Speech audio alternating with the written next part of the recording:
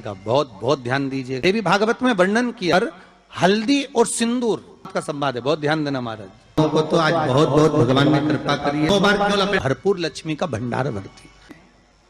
जब 5वां दिन नवरात्रे का रहे, चैत्री नवरात्रे का 5वां दिन रहे, विवाह नहीं हो रहा हो या शादी नहीं हो रही हो, भाई बहुत ध्यान देना रे महाराज। जितने लोग कथा को श्रवण कर रहे हो बड़े भाव से सुन लीजिए, बड़े भाव से श्रवण करिएगा। दक्ष के घर में जाकर दक्ष के ही यज्ञशाला में दक्षायनी सती हो गई, भस्म हो गई। अहंकार जिस चीज का होता है, अभिमान जिस चीज का होता है, वही चीज सबसे पहले टूटती है। सबसे पहले वही टूटेगी। जिस चीज का अहंकार होगा, जिस चीज का अभिमान होगा, सबसे पहले टूटने वाली वही है। और देख लो अहंकार, ये दांतों को सबसे बड़े अहंकार रहता है, मैं सबको खा सकता हूं, मैं सबको खा जाऊंगा। सबसे पहले वही टूटते हैं। इन नैनों को अभिमान रहता है, मैं सब कुछ देख सकती हूं, धीरे धीरे वो भी चली जाती है। श्रवण को अहंकार रहता है कि मेरी शक्ति बड़ी प्रबल है, मेरी श्रवणता बड़ी प्रबल है। सबसे पहले वही धीरे धीरे चले जाते हैं।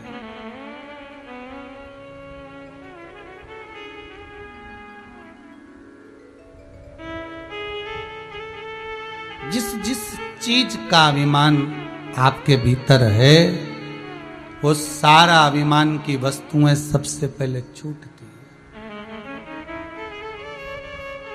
दक्षायनी दक्ष के यज्ञ में जाकर समाप्त हो गई। शिव को क्रोध आया।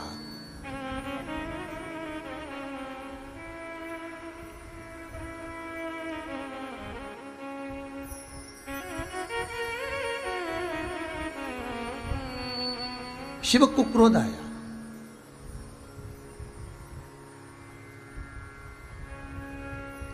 और बहुत क्रोध आया। कुछ चीजें बहुत कठिन होती हैं, कुछ चीजें बहुत कठिन होती है। पहले नंबर पर चींटी को चश्मा लगाना सबसे कठिन काम है। दूसरे नंबर पर हाथी को गोद में बिठाना, अरे बोलो जम के सही गलत है, बहुत कठिन काम। चींटी को चश्मा लगाना कठिन है, हाथी को गोद में बिठाना कठिन है, और पति को पत्नी को समझाना कठिन है। ये दुनिया की सबसे कठिन चीज है। शंकर भगवान पार्वती को, दक्षायनी को समझा रहे थे, सती को समझा रहे थे कि तू मत जा, नहीं मानी, चली गई। और ये आम के पल्लव अमृत के तुल्य माने जाएंगे, और इनका निवास हमारे ही हाथ में, हमारे ही हस्त कमल में विराजमान होगा, हमारे ही हाथ में। कितना सुंदर है महाराज जी। उस आम के पल्लव की महत्वता को जरा जानिएगा, बहुत बहुत ध्यान दीजिएगा। आम के पत्ते देखें आप लोगों ने, अरे बोलो जम के तो बोलो, देखें उसका प्रयोग कभी आप लोगों ने करा? आम के पत्ते का कभी प्रयोग कर कर देखिएगा। अभी तो नवरात्रि चल रही है, नवरात्रे में जब 5वां दिन नवरात्रे का रहे, चैत्री नवरात्रे का 5वां दिन रहे, और मान लो कि आपके घर में किसी बच्चे की, लड़के की या लड़की का या मंगल विवाह नहीं हो रहा हो या शादी नहीं हो रही हो, या उस लड़के लड़की के लिए बहुत प्रयास कर लिया आपने और उसकी शादी हो ही नहीं रही, अथक प्रयास आपने कर लिया और उसका मंगल विवाह नहीं हो रहा, तो ये देवी भागवत में स्पष्ट कहा गया है, देवी भागवत में वर्णन किया गया है, देवी भागवत में वर्णित किया गया। और देवी भागवत में कहा गया कि आम का जो पत्ते होते हैं, आम का जो पत्ता होता है, आम का जो पल्लव होता है, उस आम के पत्ते पर हल्दी और सिंदूर,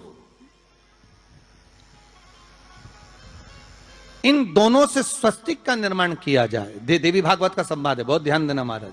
जिन कन्याओं का विवाह ना हो पंचमी के दिन, नवरात्रे की कोई सी भी पंचमी, मतलब जो पंचमी तिथि पड़ेगी, कोई भी नवरात्र हो, चाहे वो 4 नवरात्र में से, चाहे वो पौष का हो, अश्विन का हो, चैत्र का हो, आषाढ़ का हो, किसी भी नवरात्रि में आप कर सकते हैं। एक पान के पत्ते पर, एक ही पत्ते पर जो 2 स्वस्तिक बनेंगे, एक हल्दी का बनेगा, एक सिंदूर का बनेगा।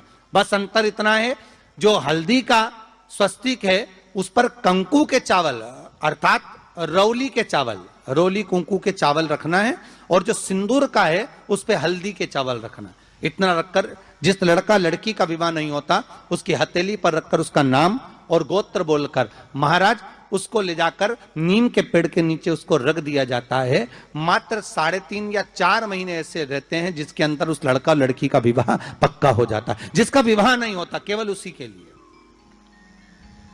जिसका मंगल विवाह ना हो रहा, आम के पल्लव में शिव का वर प्रदान है, आम के पल्लव में शंकर का आशीर्वाद। लिया कैसा लग रहा है? भगवान बोले ऐसा लग रहा है कि 100 किलो की कपास पे बैठा।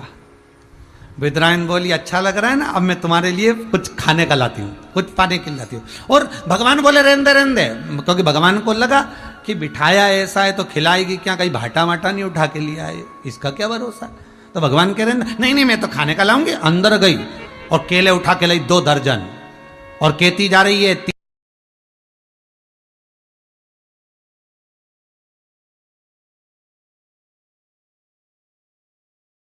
बीमारी से भी अगर जूझ रहा है, लड़ रहा है और डॉक्टर भी उसको दवाई दे रहे हैं, तो पहले शंकर का एक बार नाम ले ले, एक बार उस महामृत्युंजय को याद कर ले, एक बार श्री शिवाय नमस्तुभ्यम का स्मरण कर ले, एक बार शंकर को दिखाकर वो दवाई खिला दी जाए। ये भाव समझो कि हम शंकर का अमृत तत्व दे रहे हैं, हम शिव का भाग प्रसाद दे रहे हैं।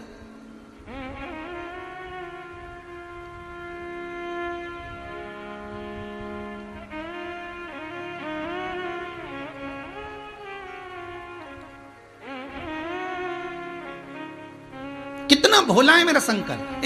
एक बार किसानों से परेशान हो गए इंद्रदेव।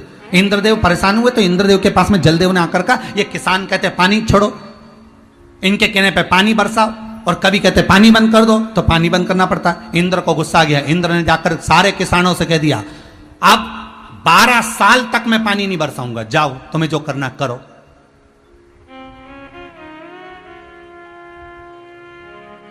इंद्र को क्रोध आया और इंद्र ने कहते 12 साल तक मैं पानी नहीं बरसाऊंगा।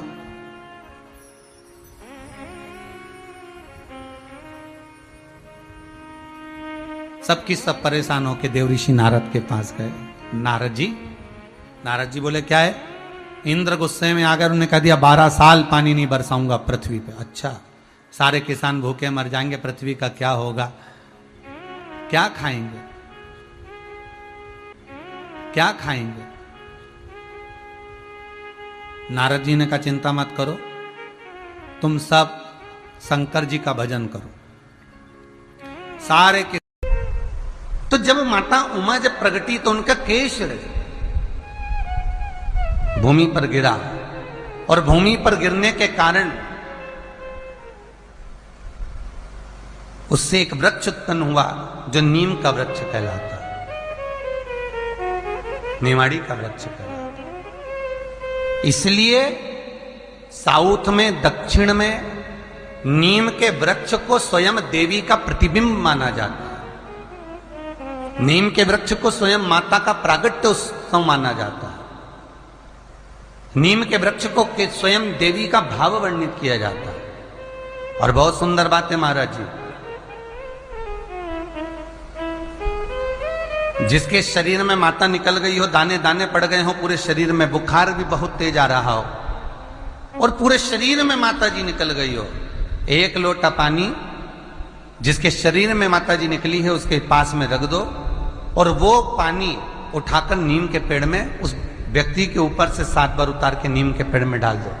3 दिन के अंदर उसकी माता जो शरीर में निकली हुई है, दाने दाने पड़े हुए हैं, जो बुखार बहुत तेज आ रहा है, उसमें धीरे धीरे आराम मिलना प्रारंभ हो जाता है।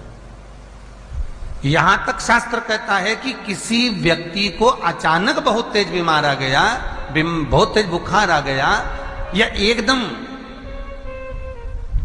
हम तो यहां तक कहेंगे कि ये वायरस चल रहा है, महामारी चल रही है, और कंठ में भी आपको अगर जलन पड़ रही है, कंठ रुक रहा है, बुखार बहुत तेज आ रहा है, शरीर में ताप है, डॉक्टर को दिखाओ मना नहीं है, सब कुछ करो मना नहीं है, और एक लोटा पानी अपने ऊपर से उतार कर 21 बार नीम के पेड़ में ले जाकर नाम गोत्र बोलकर डाल दीजिए, और नीम के पेड़ के नीचे की मिट्टी को अपने कंठ पर लगा लीजिए।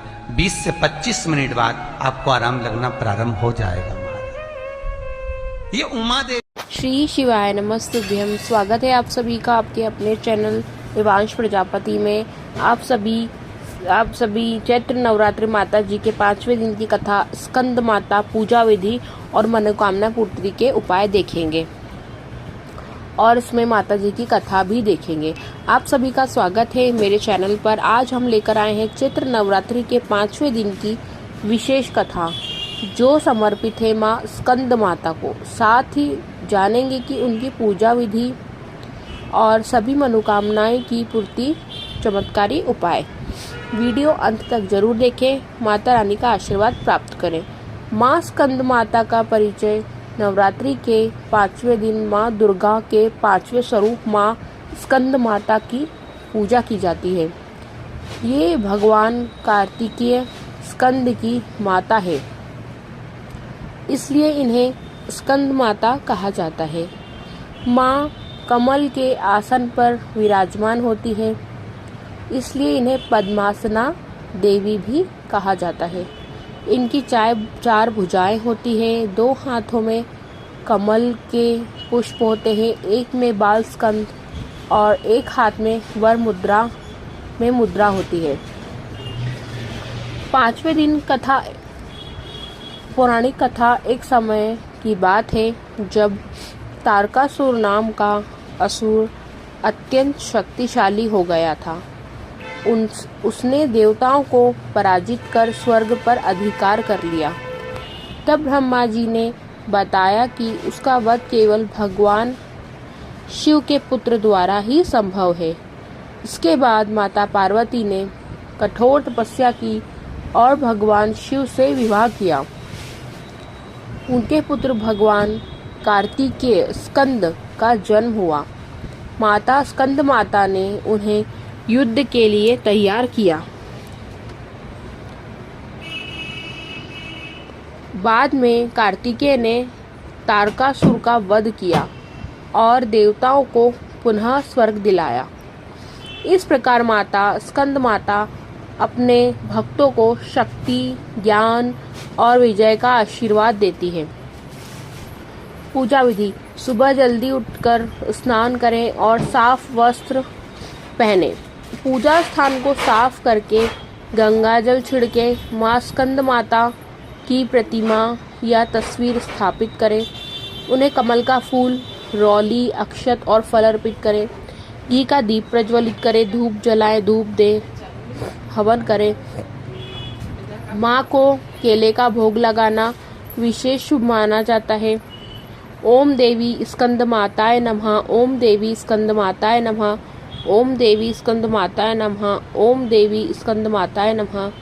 ओम देवी स्कंद माताय नमः। ओम देवी स्कंद माताय नमः। ओम देवी स्कंद माताय नमः का मंत्र जाप करें 108 बार। मैंने यहाँ मात्र 7 बार करा हुआ है, आप 108 बार करिएगा। अंत में आरती करें और प्रसाद बांटें। अब मनोकामना पूर्ति के विशेष उपाय हम जान लेते हैं। अगर आपकी कोई विशेष इच्छा है तो आज के दिन माँ को केले का भोग लगाएं। आर्थिक समस्या दूर करने के लिए पीले वस्त्र दान करें। घर में सुख शांति के लिए दूध से बनी मिठाई चढ़ाएं।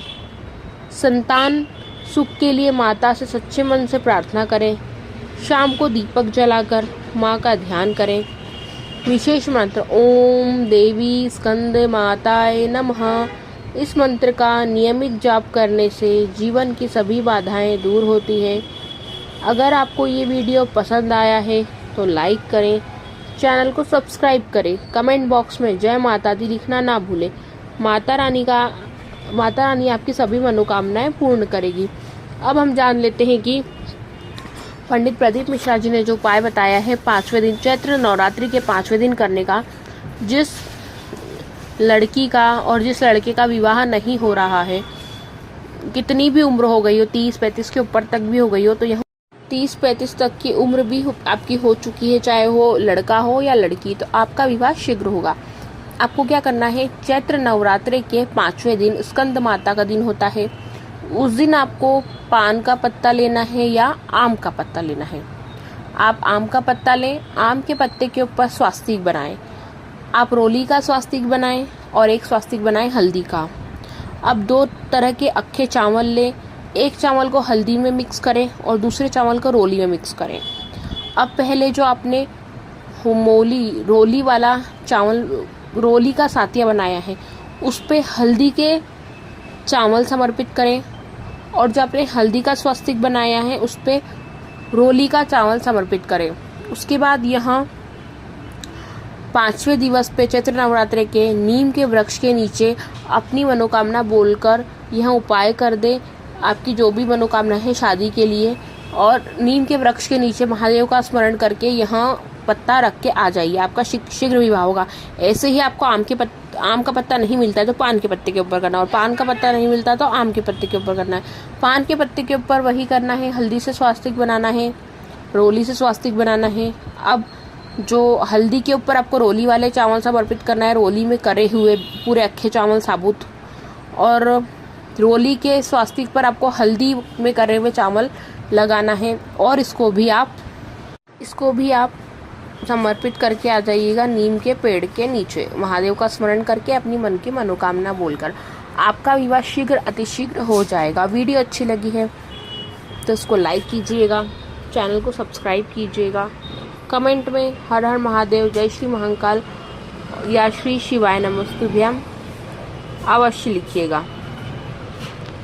पंडित प्रदीप मिश्रा जी का कहना है कि श्री शिवाय नमस्तुभ्यम पंचाक्षर शराक्षर या श्री शिवाय नमस्तुभ्यम लिखने से हमें 1000 अश्वमेघ यज्ञ के फल की प्राप्ति होती है, हमारे कष्ट दूर होते हैं और हमारे पाप कम होते हैं। तो आप अवश्य लिखें श्री शिवाय नमस्तुभ्यम। चैनल को सब्सक्राइब कीजिए, कमेंट बॉक्स में हर हर महादेव, जय श्री महाकाल, श्री शिवाय नमस्तुभ्यम लिखने के बाद बगल में घंटे जैसे बेल आइकन बटन को प्रेस करना ना भूलें, ताकि मेरी वीडियोस की अच्छी नोटिफिकेशन आपको मिल सकती है। माँ स्कंद माता की कृपा जिस पर होती है उसका जीवन सुख और समृद्धि से भर जाता है। सच्चे मन से माँ को याद करने वाला कभी खाली हाथ नहीं लौटता। आज के दिन है, आप अपनी हर मनोकामनाएं माँ के चरणों में रख सकते हैं। माँ स्कंद माता को मोक्ष के द्वार खोलने वाली देवी भी कहा जाता है। इनकी पूजा करने से बुद्धि तेज होती है, जीवन में शांति आती है, संतान सुख की प्राप्ति होती है और सभी कष्ट दूर होते हैं। धन्यवाद। एक छोटी सी और एक सच्ची मान्यता, कहा जाता है कि एक बार गरीब भक्त ने पूरे मन से माँ स्कंद माता की पूजा करी। उसके पास कुछ भी नहीं था, सिर्फ सच्ची श्रद्धा थी। माँ उसकी भक्ति से प्रसन्न हुई और कुछ ही दिनों में उसका जीवन बदल गया। उसके घर धन, सुख और समृद्धि आ गई। इससे ये सीख मिलती है कि माँ को सिर्फ सच्चा मन चाहिए, दिखावा नहीं। अगर जल्दी मनोकामना पूर्ण करनी हो तो लगातार 5 दिन तक ओम देवी स्कंद माता नमः का 108 बार जाप करें। हर दिन माँ को पीले फूल चढ़ाएं। शुक्रवार को कन्याओं को भोजन कराएं। अगर शादी में रुकावट है तो माँ को सफ़ेद मिठाई चढ़ाएं और 11 बार दुर्गा चालीसा पढ़ें। अगर पैसा रुक रहा है तो घर में पीले कपड़े और हल्दी बांध कर रखें और माँ से प्रार्थना करें। 5वें दिन की कथा सुनते ही बदल जाती है किस्मत। स्कंद माता की कृपा आपकी हर मनोकामना पूर्ण करती है। और भी आपको ऐसी जानकारी चाहिए तो आप कमेंट बॉक्स में उससे पूछ सकते हैं। और यदि आपको कुछ और भी मैं नवरात्रि के चैत्र माह की नवरात्रि के उपाय अपने चैनल पे डाल चुकी हूँ। पहले दिन से 9वें दिन तक का उपाय भी है, जो आप करेंगे तो आपकी हर मनोकामनाएं पूर्ण होती है। माता जी के ऊपर 7 लाल पुष्प की पत्ती चढ़ाएं या 7 लाल चावल चढ़ाएं, किसी भी रोली में भिगोकर। आपकी सारी मनोकामनाएं पूर्ण जरूर होगी। यह पहले दिन से आपको 90 दिन तक करना है। और एक और उपाय बताया है मैंने कि नवरात्रि में किसी भी दिन आप 11 आम के पत्ते लें, उसको कच्चे सूत से बांध लें एक जैसा करके, शहद में आगे या डंडी वाला भाग या आगे वाला पत्ती का भाग भिगोए, दोनों में से कोई सा भी, और उसको अशोक सुंदरी के स्थान पर शिवलिंग से टच करते हुए रख दें। आपकी मनोकामना जरूर पूर्ण होगी, पैसे की कभी कमी नहीं आएगी। धन्यवाद।